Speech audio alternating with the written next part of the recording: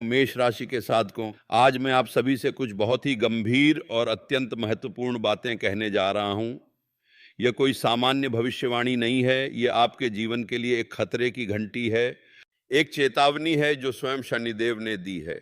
आज मैं आपको उस खतरे के बारे में बताने जा रहा हूं जो आपके सिर पर मंडरा रहा है, उस संकट के बारे में जो आने वाला है, और सबसे महत्वपूर्ण बात, उस संकट से निकलने का उपाय भी बताऊंगा।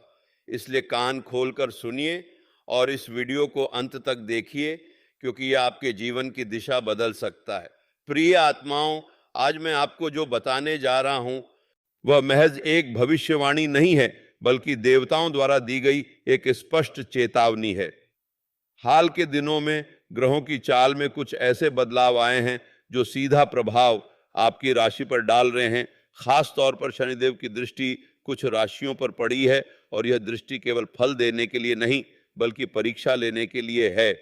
यह वह समय है जब आपको अपने कर्मों, अपने व्यवहार और अपने विचारों पर विशेष ध्यान देना होगा, क्योंकि इस समय थोड़ी सी भी लापरवाही आपको भारी नुकसान पहुंचा सकती है। मैं बाबा प्रेमानंद आपसे यह नहीं कह रहा कि डर जाइए, बल्कि मैं कह रहा हूं कि सावधान हो जाइए, क्योंकि जो आने वाला है वह आपकी परीक्षा है और आपको इस परीक्षा में पास होना ही है। ब्रह्मांड में हर घटना एक कारण से होती है, और हर संकट अपने साथ एक अवसर भी लेकर आता है। लेकिन उस अवसर को देखने के लिए हमें संकट के पार देखना सीखना होगा। शनिदेव न्याय के देवता हैं। वे किसी को दंड नहीं देते, बल्कि वे हमें हमारे कर्मों का फल देते हैं। यदि आपके कर्म अच्छे हैं तो शनि आपको सफलता देंगे, और यदि आपके कर्मों में कोई कमी है तो वे आपको सुधारने का अवसर देंगे, भले ही वह अवसर कितना भी कठिन क्यों न हो। यही वह समय है जब शनिदेव आपको सुधारने का अवसर दे रहे हैं, और इस अवसर को गंवाना नहीं चाहिए। आइए अब जानते हैं उन खतरों के बारे में जो आपके जीवन में आ सकते हैं, और उनसे बचने के उपाय भी जानेंगे। सबसे पहला खतरा आपके आर्थिक जीवन से जुड़ा है। आने वाले दिनों में अचानक धन हानि हो सकती है, या कोई निवेश फेल हो सकता है, या फिर आपकी आय का कोई स्रोत अचानक बंद हो सकता है। यह खतरा उन लोगों पर अधिक है जिन्होंने अपनी कमाई का सही उपयोग नहीं किया, जिन्होंने दूसरों का अधिकार छीना, या जिन्होंने अनैतिक तरीकों से धन कमाया। शनिदेव उन्हें सबक सिखाने के लिए इस प्रकार की स्थितियां पैदा करते हैं, लेकिन यदि आप सतर्क रहें तो इस संकट को टाल सकते हैं। इसके लिए आवश्यक है कि आप अपने खर्चों पर नियंत्रण रखें, अनावश्यक जोखिम न लें, और अपने धन का कुछ हिस्सा दान या पुण्य के कार्यों में लगाएं। जो व्यक्ति दूसरों की मदद करता है, शनिदेव उसकी मदद करते हैं। राधे राधे। यह वचन सदैव याद रखें। दूसरा बड़ा खतरा आपके स्वास्थ्य से जुड़ा है। शनि की 7.5 या ढैया के दौरान अक्सर स्वास्थ्य संबंधी परेशानियां बढ़ जाती हैं। अचानक कोई बीमारी हो सकती है, पुरानी बीमारी फिर से उभर सकती है, या फिर किसी दुर्घटना का सामना करना पड़ सकता है। यह खतरा विशेष रूप से उन लोगों को है जो अपनी सेहत के प्रति लापरवाह हैं, जो नशा करते हैं, या जिनकी जीवन शैली खराब है। लेकिन आप इस संकट से बच सकते हैं अगर आप नियमित रूप से योग, प्राणायाम और ध्यान करते हैं। अपने आहार पर ध्यान दें, मौसम के अनुसार खाना खाएं, और दिनचर्या को अनुशासित करें। स्वस्थ शरीर ही स्वस्थ आत्मा का घर है, और एक स्वस्थ आत्मा ही शनि के प्रकोप को सहन कर सकती है। भोलेनाथ की भक्ति इस समय सबसे अधिक काम आती है, क्योंकि वह संकटों के हरने वाले हैं। तीसरा खतरा आपके रिश्तों और परिवार से जुड़ा है। इस समय आपके अपने ही आपसे विमुख हो सकते हैं, परिवार में कलह हो सकती है, या फिर किसी करीबी व्यक्ति द्वारा विश्वासघात हो सकता है। यह खतरा उन लोगों पर अधिक है जो अहंकारी हैं, जो परिवार की उपेक्षा करते हैं, या जो अपने बड़ों का सम्मान नहीं करते। शनिदेव उन्हें यह सिखाने के लिए ऐसी स्थितियां पैदा करते हैं कि परिवार का महत्व क्या है। इस संकट से बचने का सबसे आसान उपाय है कि आप अपने परिवार के साथ समय बिताएं, पुरानी गलतफहमियों को दूर करें और विनम्रता से पेश आएं, अपने माता पिता की सेवा करें और अपने भाई बहनों के साथ स्नेह का व्यवहार करें। यही वह कर्म है जो शनि को प्रसन्न करते हैं। कई बार हम सोचते हैं कि हमारी जिंदगी बहुत आसान है और हम किसी भी मुश्किल को पार कर सकते हैं, लेकिन शनि की चाल ऐसी होती है कि वह हमें हमारी असली ताकत और कमजोरी दोनों से रूबरू कराती है। यह वह समय होता है जब हमें अपनी गलतियों का एहसास होता है और हमें अपने जीवन को सही दिशा में मोड़ने का मौका मिलता है। इसलिए इस खतरे को महज एक संकट मत समझिए, बल्कि इसे आत्म सुधार का एक अवसर मानिए। जो लोग शनि की साढ़े साती या ढैया से डरते हैं, वे अक्सर परेशान रहते हैं, लेकिन जो लोग इसे ईश्वर की परीक्षा मानकर सहर्ष स्वीकार करते हैं, वे न केवल इस पार हो जाते हैं, बल्कि और भी मजबूत बनकर उभरते हैं। यही कारण है कि मैं बाबा प्रेमानंद आपसे कहता हूं कि इस समय डरना नहीं है, बल्कि सजग होना है।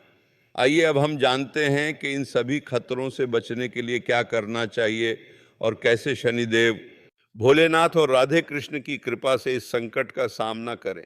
शनिदेव को प्रसन्न करने का सबसे सरल और कारगर उपाय है कि हम अपने कर्मों को सुधारें, सच्चाई के मार्ग पर चलें, किसी का बुरा न करें और जीवन में शालीनता और विनम्रता को अपनाएं। जब हम सच्चाई के साथ चलते हैं तो शनि स्वयं हमारी रक्षा करते हैं और हम पर उनका कोई दुष्प्रभाव नहीं पड़ता। यह भी ध्यान रखना चाहिए कि जो व्यक्ति दूसरों के दुख में सहायता करता है, उसके जीवन में शनि की साढ़े साती का असर बहुत हल्का होता है।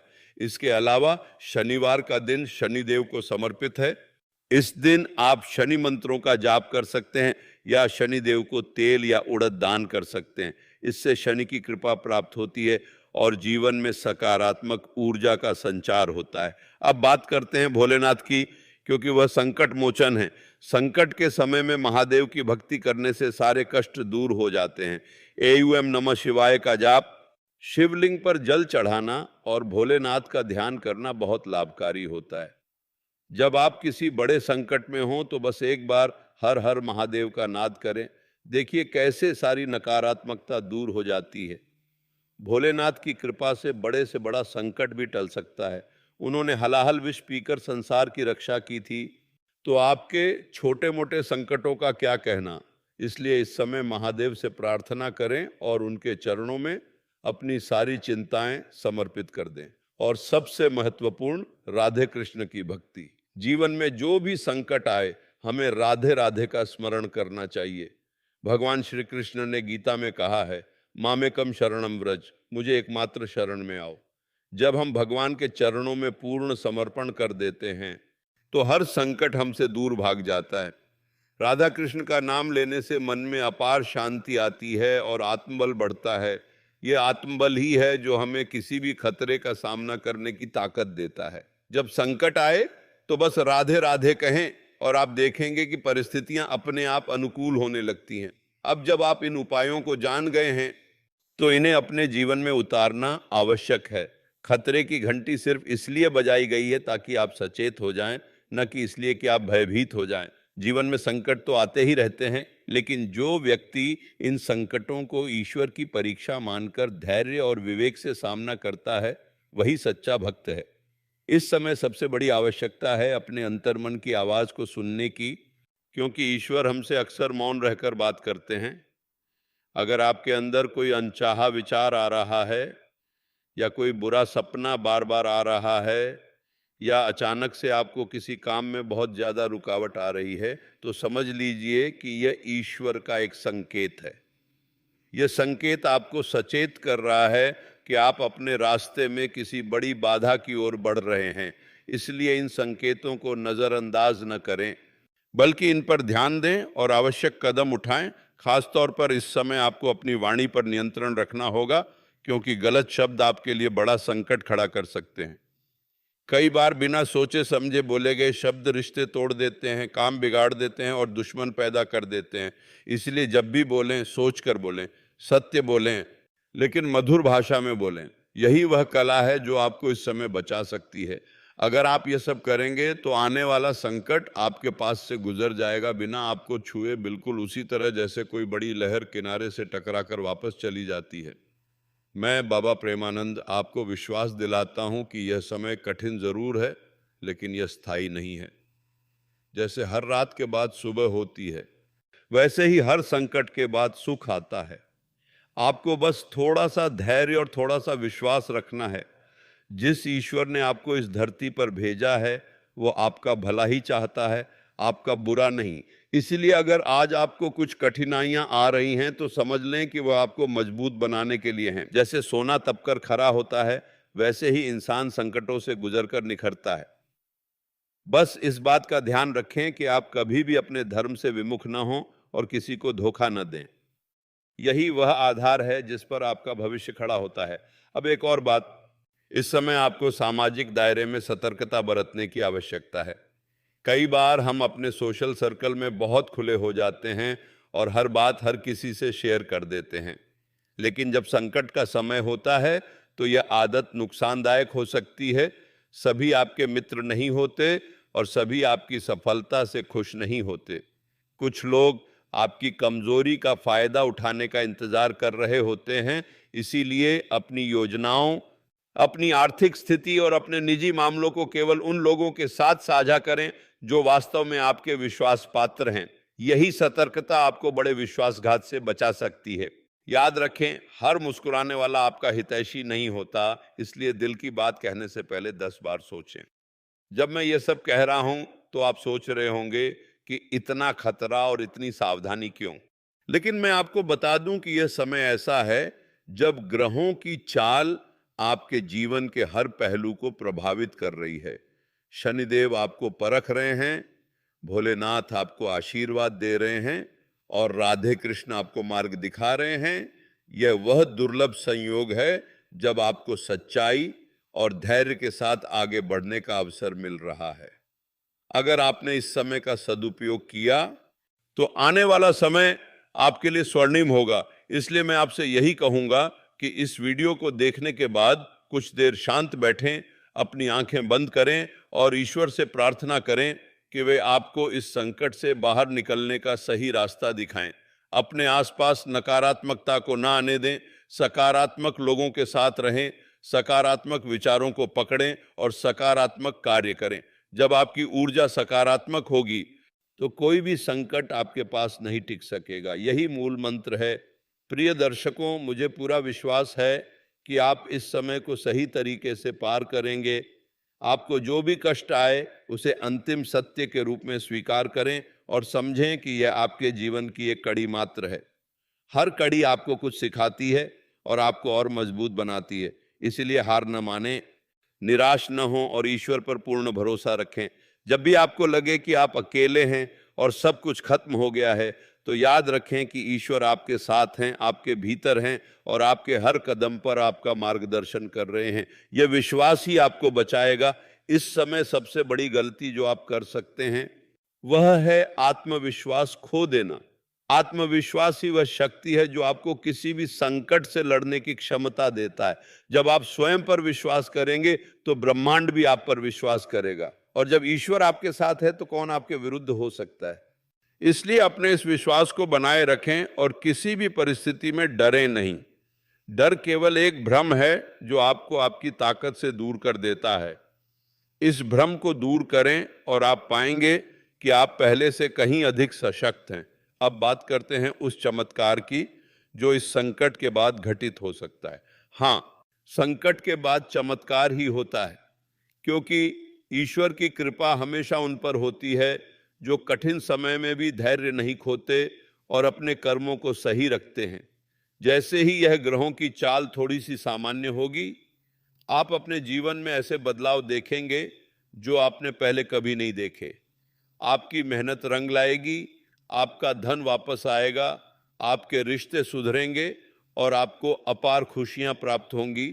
यह सब होगा बशर्ते आप इस समय अपने विवेक का सही इस्तेमाल करें। यही वह चमत्कार है जो बहुत कम लोगों को देखने को मिलता है, लेकिन जो इस समय परीक्षा में सफल हो जाते हैं वही इस चमत्कार के साक्षी बनते हैं। और जब आप उस चमत्कार को देखेंगे तो आपको एहसास होगा कि यह सारा संकट, ये सारी परेशानी केवल आपको उस विजय के लिए तैयार कर रही थी। इसलिए आज से ही अपनी जीवन शैली में थोड़ा सा अनुशासन लाएं। हर सुबह उठकर भगवान का स्मरण करें, अपने कार्यों को समय पर पूरा करें और रात को सोने से पहले दिन भर की गलतियों पर चिंतन करें। यह साधारण आदतें आपको बहुत बड़ा लाभ देंगी। जब आप नियमित रूप से ध्यान करेंगे तो आपका मन शांत रहेगा और शांत मन ही सही निर्णय ले पाता है, और जब निर्णय सही होंगे तो परिणाम भी सही होंगे। यही वह सूत्र है जो आपको खतरे से बाहर निकालेगा। मैं बाबा प्रेमानंद अपने इस प्रवचन के अंत में आपसे बस इतना ही कहना चाहूँगा कि जीवन एक नदी की तरह है, जिसमें कभी ऊंची लहरें आती हैं तो कभी शांति छाई रहती है। आपको अपनी नाव को संभाल कर रखना है, चाहे जितनी भी तेज लहरें क्यों ना आएं। जब आप भगवान के भरोसे अपनी नाव चलाएंगे तो आप कभी डूबेंगे नहीं। बस थोड़ा सा विश्वास, थोड़ी सी सावधानी और थोड़ी सी समझदारी, यही 3 चीजें आपको इस समय की आवश्यकता है। बाकी सब कुछ भगवान पर छोड़ दें और निश्चिंत हो जाएं। और हाँ, जब भी आपको कोई परेशानी हो तो राधे राधे जपें, हर हर महादेव का नाद करें और शनिदेव को प्रणाम करें। इससे बड़ा कोई मंत्र नहीं है। याद रखें, आपका समय बदल रहा है और ये बदलाव आपके पक्ष में होगा। बस आपको इस दौर को सही तरीके से पार करना है, और मैं जानता हूं कि आप ऐसा कर सकते हैं। मैं आप सभी को ईश्वर की अपार कृपा की कामना करता हूं और आशा करता हूं कि आप इस जीवन को सुख, शांति और समृद्धि के साथ व्यतीत करें। जब संकट आए तो घबराना नहीं, बल्कि ईश्वर को याद करना, और जब सुख आए तो अहंकार नहीं बल्कि आभार व्यक्त करना। यही जीवन का सार है। यही वह ज्ञान है जो मैंने आज आपको दिया है। इस ज्ञान को अपने जीवन में उतारें और हर परिस्थिति में विजयी बने। यही मेरी आप सभी को दी गई शुभकामनाएं हैं और यही ईश्वर का भी आशीर्वाद है। राधे राधे। हर हर महादेव। जय शनिदेव, जय भोलेनाथ, जय श्री कृष्ण। एक बार फिर मैं आपसे यही कहूंगा, सावधान रहें, सतर्क रहें और ईश्वर के चरणों में पूर्ण समर्पित हो जाएं। आपकी सारी मुश्किलें दूर हो जाएंगी और आपका जीवन खुशहाल हो जाएगा। यही मेरी कामना है। चलिए, वीडियो के अंत होते ही एक ऐसी रहस्यमय कहानी बताने जा रहे हैं जिसे सुनने के बाद शरीर के हर एक रोंगटे खड़े हो जाए, क्योंकि हम इसमें बताएंगे कैसे भक्त भगवान से मिलते हैं, भक्त को भी भगवान कैसे मिलते हैं। चलिए प्रारंभ करते हैं।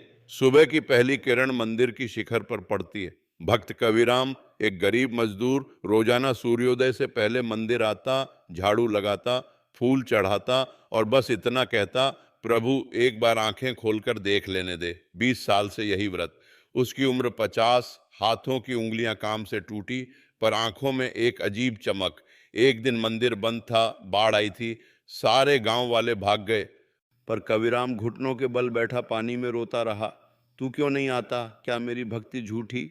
तभी पानी का एक विशाल लहर उठता है और उसमें से एक नीले वस्त्रधारी पुरुष निकलता है, वही प्रभु जिनकी मूर्ति वह रोज पूजता। प्रभु उसके सामने खड़े, पैरों में जल कमल खिले। कविराम हक्का बक्का बोल नहीं पाता। प्रभु मुस्कुराते हैं, मैं 20 साल से तेरे साथ हूँ, पर तूने आंखें बंद करके पूजा खोलकर कभी देखा ही नहीं। आज जब तूने अपने आंसुओं से मुझे पुकारा तो मेरी मूर्ति पिघल गई और मैं बाहर आ गया। कविराम कांपता है, तू सच में है? प्रभु कहते हैं, तेरे हर पसीने की बूंद में मैं था, तेरे हर दर्द में, पर तू मुझे पत्थर में ढूंढता रहा। आज पानी में मिला, क्योंकि पानी बहता है वैसे ही जैसे तेरी भक्ति बही। अब बोल, क्या मांगता है? कविराम अपनी झाड़ू उठाकर बोलता है, बस इतना कि अब झाड़ू लगाते वक्त तू मेरे साथ झाड़ू लगाए और फूल चढ़ाते वक्त मेरी उंगली से तेरी उंगली छू जाए। प्रभु उसे गले लगा लेते हैं, यह तो 20 साल से हो रहा है, बस तूने अनुभव नहीं किया। वह उसके हाथ में अपना हाथ रखते हैं, अब जा, इस हाथ से जितने भी दुखी मिले उन्हें मेरी तरह छू लेना। तुझे मैं मिल गया, अब तू मुझे बांट दे। प्रभु मिट जाते हैं, केवल पानी पर एक कमल तैरता रहता है। कविराम उठता है, उसके चेहरे पर बुढ़ापा नहीं, एक बालक का उत्साह है। वह बाढ़ के पानी से बाहर निकलता है और देखता है कि हर बूंद में वही नीला रूप झिलमिलाता है। वह चिल्लाता है, मिल गया मिल गया, वह तो यहाँ था, मेरी ही सांसों में, मेरी ही भूख में, मेरी ही झाड़ू में। अब ज्योतिष नहीं, गणना नहीं, बस ये हाथ और यह दिल काफी है। वीडियो क्लिप यहीं खत्म। शीर्षक, जो मांगता है उसे मिलता है, बस देखने का नजरिया बदलो।